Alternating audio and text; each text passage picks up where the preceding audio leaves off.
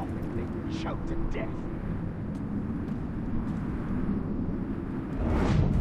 Horsgris.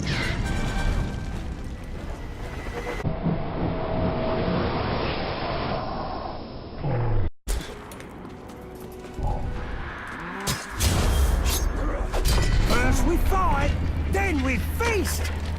Hey, how's it going everybody? It's your boy C-Dog, back at it again with another video from Exceedance Gaming.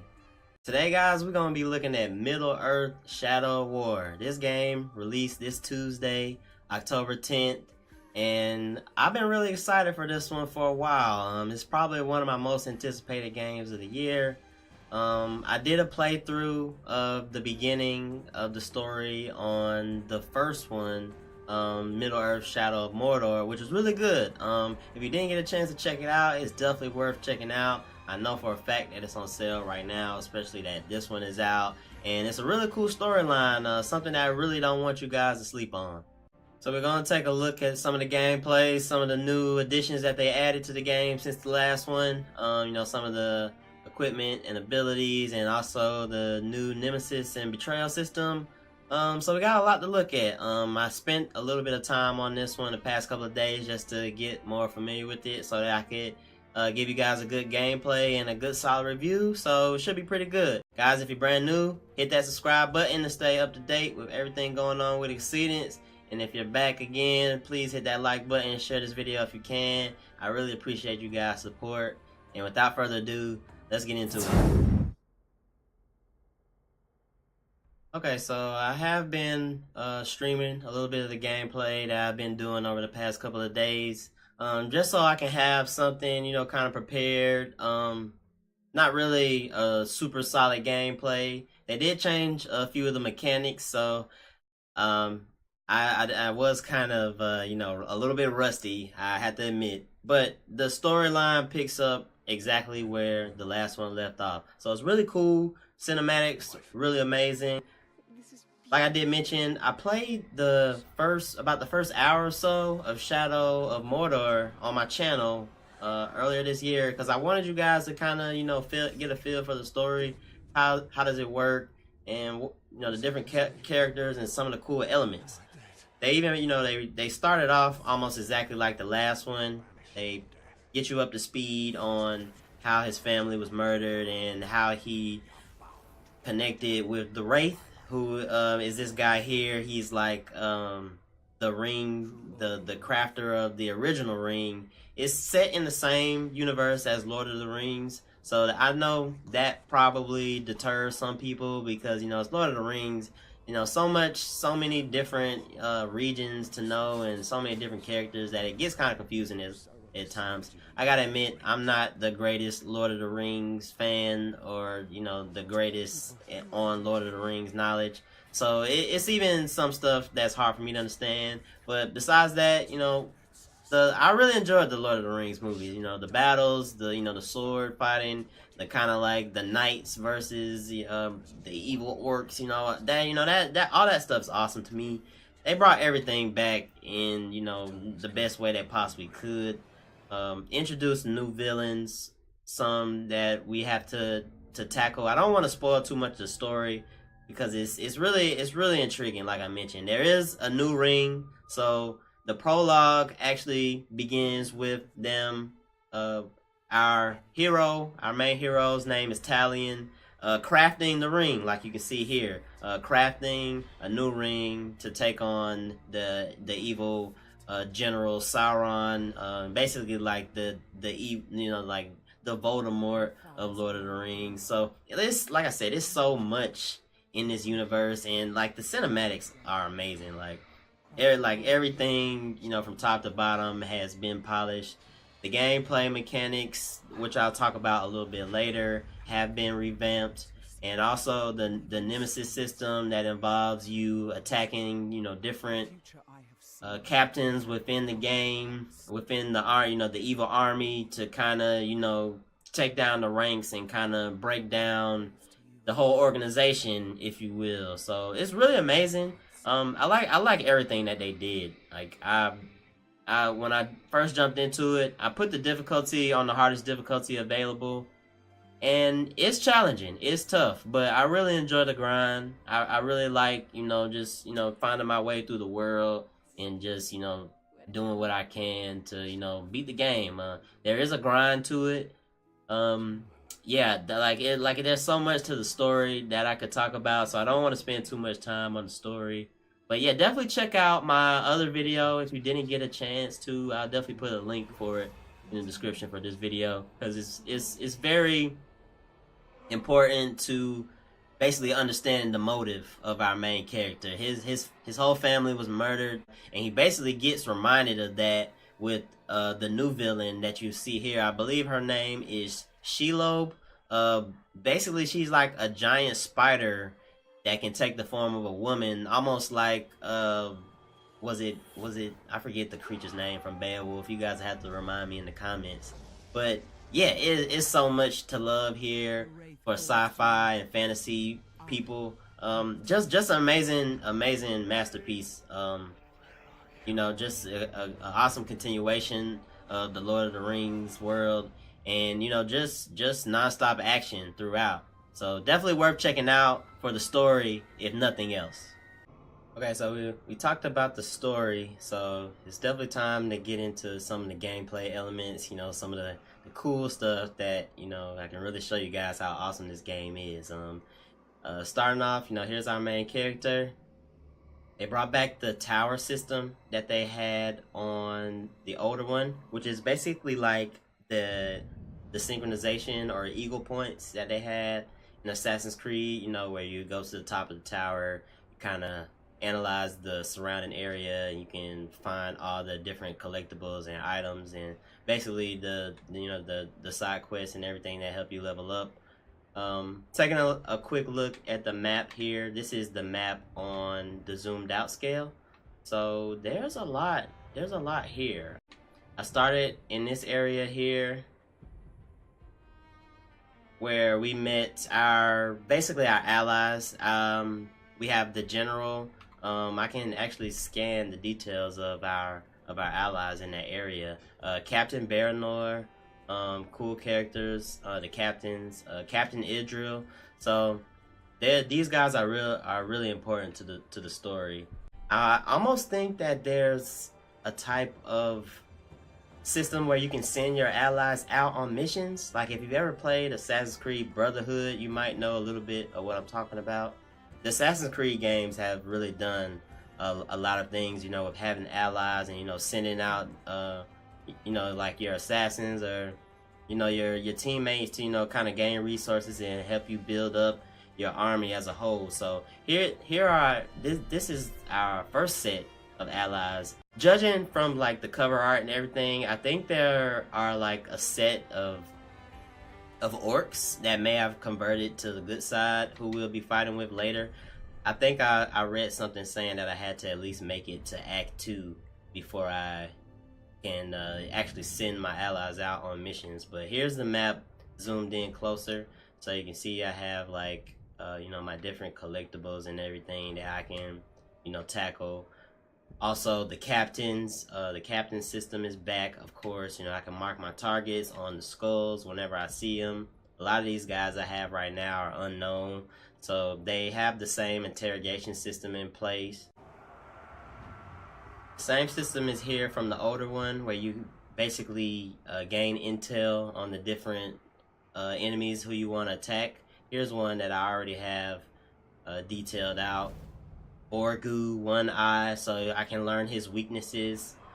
This is a little bit more in detail than it was on the last one. You could never like zoom like this, and I can actually like check the different his like strengths and vulnerabilities. So yeah, it's a lot, a lot more detailed than it was on the last one, which I really appreciate. The attention to detail on this one. My assumption, each region will have a set of captains and generals that we have to take down, running through the different quests and everything. So yeah, it's a lot to offer here. Like I'm still pretty fuzzy on the quest menu. So, different like side quests, and I think the main quests are all here, and they include each, for the different regions. So yeah, it's a lot of content here right at the gate. I probably put about 3 hours into the game already, and I feel like I barely made a dent. So before I jump straight into the hacking and slashing, I want to show you guys the skills and the equipment system that is kind of revamped this time around. So before, we had our basic skills tree where we can just select the different skills that we want to kind of dictate our play style. This time around, each skill comes with a set of upgrades that kind of customize each of the skills. So the first combat skill is, of course, the execution. In the older one, you had to gain like a 5 times or 8 times combo before you could do an execution. Kind of like how the Batman Arkham Asylum games work. But on this one, you actually have like a rage, or like what they call might. So you basically build up a meter after getting your combos and chaining everything together. You get a meter filled up that lets you insta kill an enemy. So definitely had to bring back the executions. I know that was probably like the best thing about the original one was taking everybody out using the different executions. So an upgrade for the execution here is the Grim Resolve. So this one allows me to gain my special meter each time I'm damaged. So it kind of helps out, if you go through and you get all the upgrades, you can kind of buff your character to the max. And your character also has a level, which they didn't have in the last one. So a lot more customization and RPG elements. I'm only on level 4, so I can't view everything. But this one here, when I get to level 7, I'll be able to get my meter filled up while every time I do a stealth kill while remaining undetected. So a lot of opportunities to build my character the way I want to, which I really appreciate. Last thing I want to talk about as far as the new customization options are the equipment and basically the rune system that they had in the older one.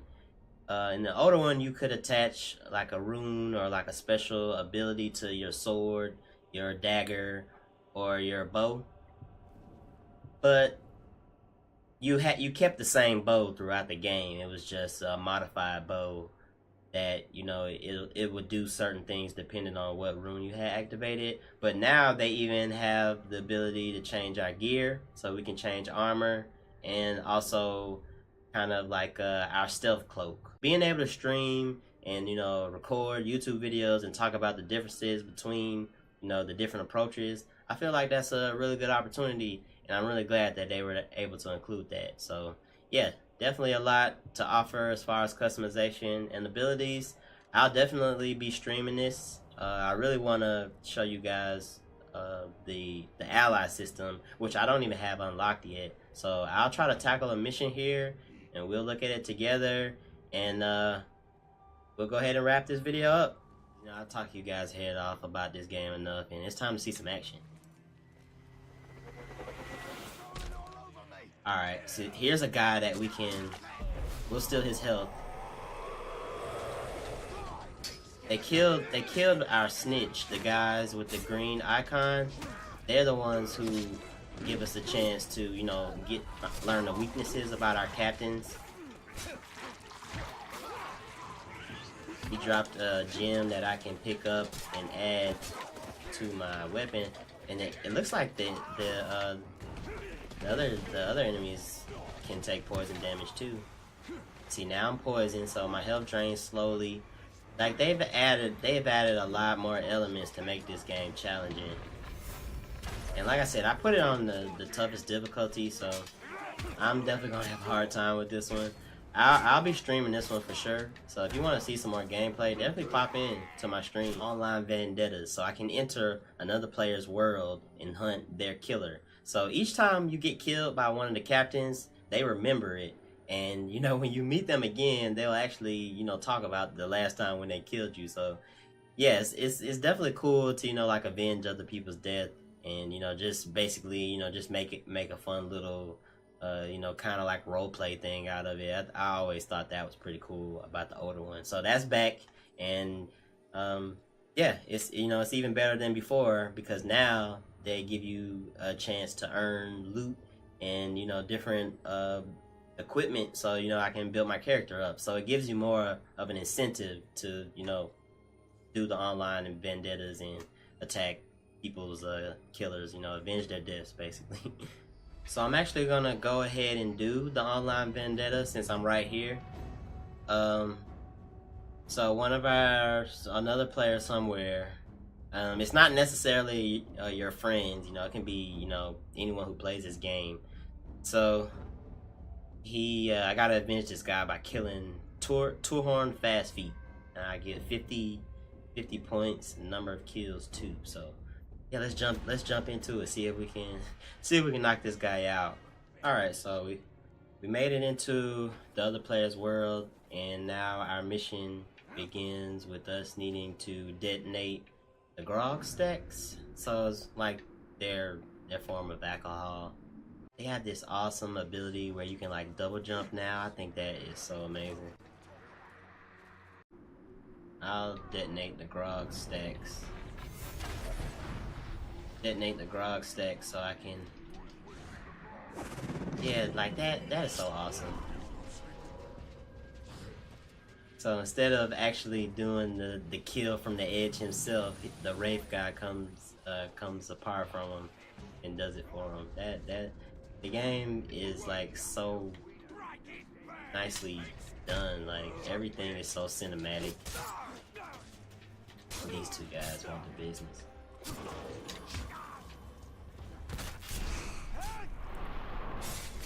That's how that works.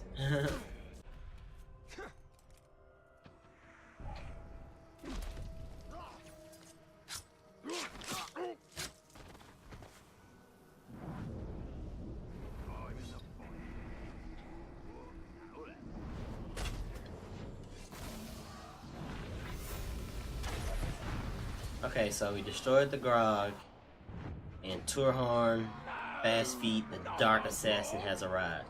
What does have to happen to me? Someone will. Let's press the right stick to check out his weaknesses. So he's terrified of execution. So the more people we execute, the more frightened he'll be, and it'll basically disorient him to where we can just take him out with ease. So yeah, let's get this guy taken out. Here we go. Okay, that should scare him. That should scare him. Oh, he didn't get scared. Alright, here I am. Can we just get this over with? Oh yeah, we'll get it over. Okay, this guy here is gonna go call for help. Okay. So we got a Karagor, which are those riding beasts, and yeah, this might not go over well. So yeah, that was a death. Yeah, this game is tough. Yeah, I totally blew that one. I was supposed to press. I did. That was my first time even getting attacked by one of those. So I was supposed to press the button when it closed in on the circle. So that's a mission failed. Yeah, man. I could literally record this game for hours. Like it's so much to do, and like you can even see like they have called it Shadow of War very appropriately. Enemies are coming from each and every direction. They're sending four-legged beasts after me. I'm trying to go for one guy. So yeah, it is a lot. There's a lot going on as far as the war is concerned. And yeah, I'm definitely gonna be grinding on this one, trying to get my player built up so that I can actually, do what I need to do when I need to do it. At this point in the game, my guy's real basic, so not a whole lot going for him. But guys, I really hope y'all enjoyed this little breakdown of Shadow of War, Middle-earth. I'm loving it. It's definitely worth it if you're a fan of Lord of the Rings or if you love the Shadow of Mordor. I can definitely see this one being hopefully on sale for Black Friday. Maybe during Christmas or New Year's, it'll definitely drop a little bit, just so they can get it pushed out to more people. I know the original one was $25 on Black Friday the year that it released, so definitely keep an eye out for it. Definitely keep this one in the back of your mind if you need something single player, something to get your hands into. And guys, thanks so much for watching us here at Exceedance Gaming. And until next time.